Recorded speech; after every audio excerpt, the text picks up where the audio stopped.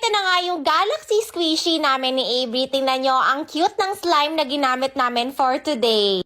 O, diba? Saktong-sakto sa Galaxy theme namin. Tapos nilagyan din namin siya nitong silver glitters, pati na rin tong colorful one.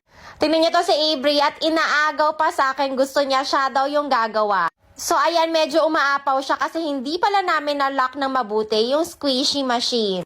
Binawasan lang namin ang hangin. O, tingnan nyo to si Avery. Tuwang-tuwa na siya. Syempre, sabi ko, tatalian ko muna para siguradong hindi siya puputok.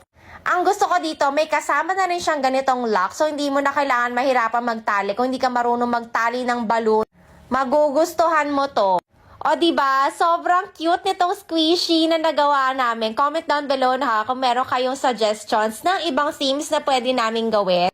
Or kung meron kayong mga colors or color combination na gusto naming itry. Na gusto nyo palang itry